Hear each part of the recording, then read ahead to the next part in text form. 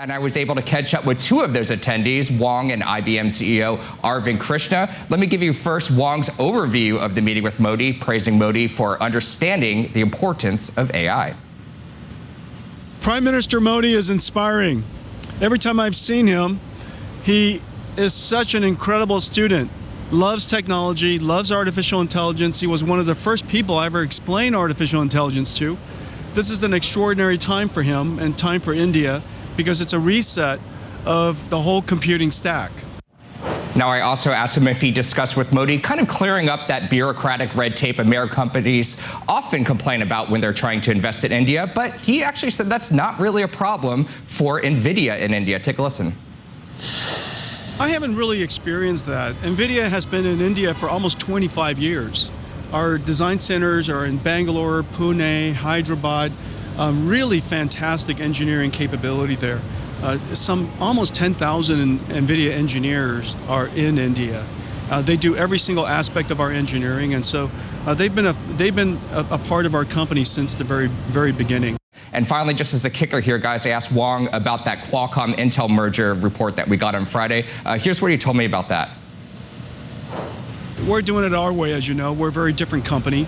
NVIDIA builds the full stack of AI infrastructure. We build everything from chips to systems, networking, to CPUs, to GPUs, to switches. We write an enormous amount of software, from algorithms all the way to applications for artificial intelligence. And so we're determined to move forward in the way that we do. And I think in this new world, you really have to be a computing infrastructure company to be able to bring all that technology to bear. So I think the implication there, guys, is they control what Huang called that full stack, meaning the software and hardware part. That's the competitive advantage they have there, guys. So, Steve, here's the question. Going to that last point about this deal. Do you see the U.S. government, and do you see I know where you're going with this deal? Is this a good deal? In some ways, it would probably, look, if you can get Intel, if you get some competition to NVIDIA, that would be a good thing. 80% margins are great for NVIDIA. It's great for Jensen. It's amazing what they've been able to accomplish. But long term, if you want AI to actually have any kind of true economics, that's going to have to be sliced in half, if not more so. The only way that's going to happen is if you get competition. The question, though, is do you want competition coming from a company that's owned by Taiwan, even though they're maybe our allies, or do you think that it has to be owned by somebody in the U.S.? I was looking at it a different way, Andrew. I was looking at it from the PC business and where Intel and what's really going on here with Qualcomm on the PC side. This summer, Qualcomm put out their first PC chips that are actually good, meaning they can run faster. They're like on par with what you experience on your Mac. They're based on the same technology as those. Intel is still way behind on that. That's why Apple ditched Intel. So I almost read this as a way for Qualcomm to kind of expand its PC footprint more so than this AI thing. But you don't think it helps on the AI front? Oh, it can, but Intel's AI chip, we don't know where it is. Qualcomm isn't necessarily producing those kind of chips. It's still a mobile-first company and IoT and things like that.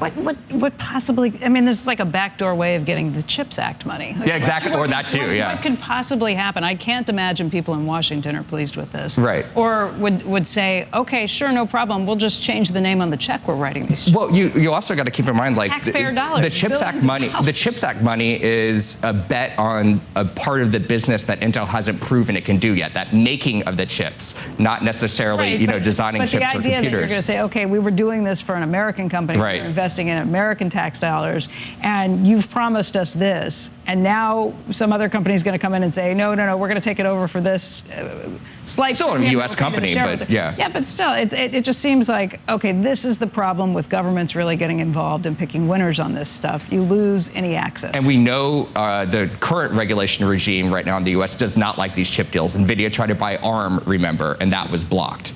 And ARM eventually went public. That's what these regulators really, I know you guys were talking about Lena Khan earlier. She likes to see that. She likes to see these companies thrive on their own and go public. So I could totally see that argument being made. It also sounds like it's super preliminary, too. Yeah, but I can also understand if you want to put a $5 billion investment in it, that would be almost like an equity deal. Maybe you work out some Warren Buffett thing where you get warrants or something that comes along with it. You're putting your money in alongside it. But to come in and say you're going to take over and do it, that's a totally That's a big, and accept that money and all the strings that come along with it. It's unproven. I mean, it's a weird time for the government to be giving Intel a lot of money. Yeah. Like that's, but a lot of this was planned years ago. This also just shows how long and how slow this process is. Back when there was a 200-something billion market cap on Intel. Yeah, and now look at it. Sub 100 billion. Yeah. Right. The other name there is Tesla on the winner list today. Commerce, according to Reuters, is prohibiting key Chinese software hardware in connected vehicles on American roads due to national security concerns, a move that Reuters says would effectively ban nearly all Chinese cars from entering the U.S. market. Yeah. This has actually been, a pretty resilient chart. I mean, it's obviously got a lot of work to do above this 250 level, but yeah, at least right here, it seems like that's been one of the big overhangs, is this idea that they're just not going to be able to compete long term with that. Let's flip, though, to one of the outperformers today, which is Tesla, up 4% and outperforming its Mag 7 peers after the Commerce Department proposed that it's banning Chinese and Russian components inside connected vehicles on U.S. roads. Obviously, the U.S. producer is going to be a big beneficiary here. Tesla shares are now trying to turn positive on the year. At the same time, Barclays reiterated its equal weight rating on the stock, saying their third quarter deliveries could hit 470,000 units. That's slightly above the street consensus of 461. Shares are fractionally lower year to date. If we go any higher in the session, they'll probably turn green. They're at 248. Tyler, I think one of the big questions is going to be what happens with Tesla, because Tesla has been pushing so aggressively to roll out its fully automated technology out here in China. Force with Brian Moynihan to Phil LeBeau on what's happening with Tesla today. Scott, no specific catalyst, but the stock is now at levels we haven't seen since July 22nd. There are, however, 3 catalysts on the horizon. Next week, we will get the Q3 deliveries. October 10th is the Robotaxi unveil. And then later in October, you get the Q3 results. No, there's no guarantee that any of these individually will push the stock higher. But keep in mind, we often see shares of Tesla move higher ahead of big events like this. Scott, back to you. All right, Phil, thank you. Phil LeBeau, back to Mike Santola. Yeah, Tesla's higher nicely today by 5%. Mixed elsewhere within mega cap tech. NVIDIA was red for much of the day. It's turned positive here as we edge towards the close. And lots of differentiation among even the big tech stocks. I think that's probably healthy. We kind of have weaned ourselves off of reliance on those stocks. I was looking earlier, NVIDIA first got to today's stock price like first week of June. So from that point on to here, it's been almost 4 months. S&P's up 7.5%. So it couldn't have done what it did in the first half of this year without NVIDIA going to the moon. Since then, it's answered the complaints from a lot of people that the market was too narrow. Many things have to go right for us to keep this up. I think the rally's been sufficiently broad so far. We've had 3 days to rethink the response of the Fed. The market has decided not to do that, so it's able to kind of hold on to these gains. And now we just sort of face down your typical seasonal headwinds and a little bit of a macro news vacuum, which honestly is sometimes just as positive as good economics. Talk about NVIDIA, obviously, a lot, but the chips have been a real point of concern within this market. They were mostly negative throughout the entirety of this day. AMD's positive now, Broadcom's positive now, Taiwan Semi, Micron, and as we said, the aforementioned NVIDIA. Yeah, I mean, I think it's a little bit of trying to make a stand, the market kind of sloshing around, figuring out if that was enough underperformance for now. On a year-to-date basis, S&P banks and semis pretty much neck and neck. So it shows you have a little more of a diverse market if that's what you were after. I just don't know if semis are going to be the thing to just grab the market and run with it.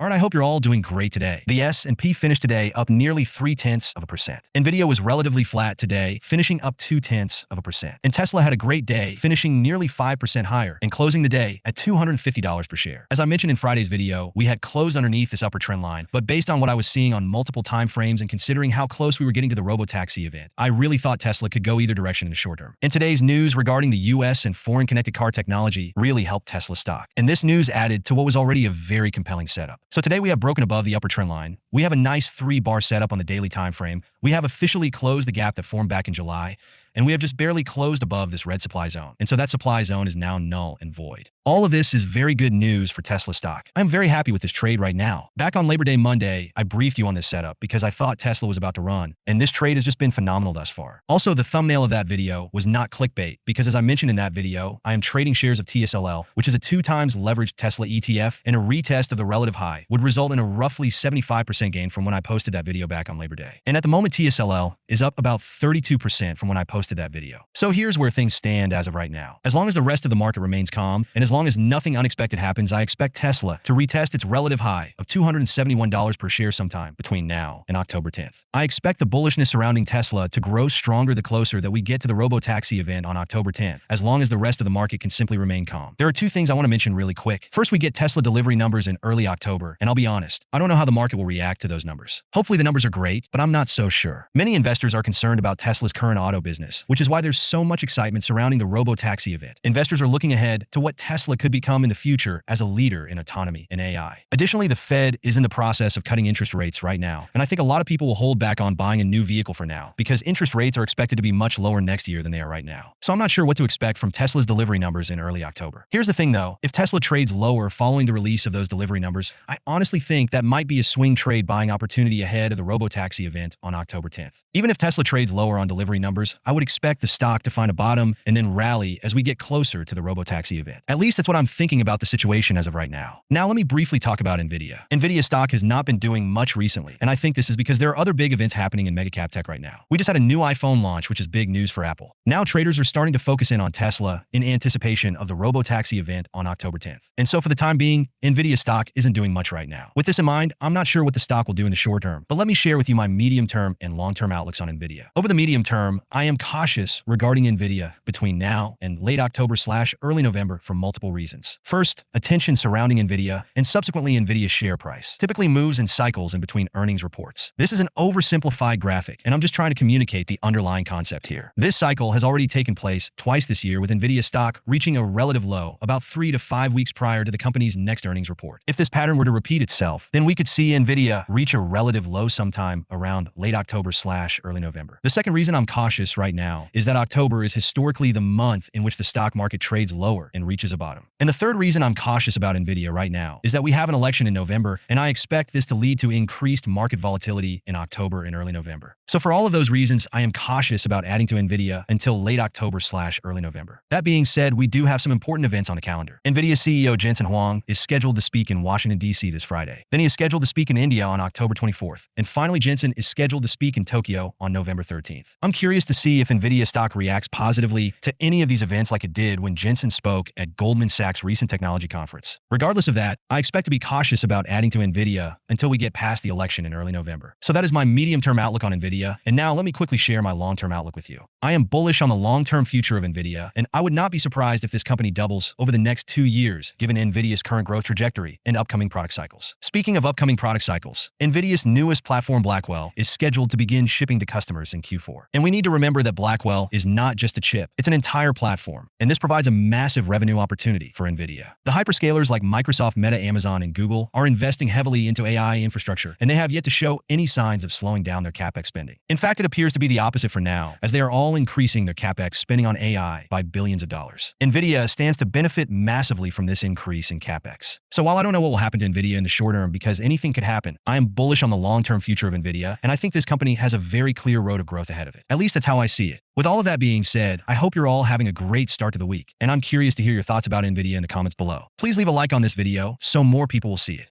And while you're down there, please consider subscribing. It's free, and you can always change your mind. Thanks for watching, and hopefully I'll see you in the next video.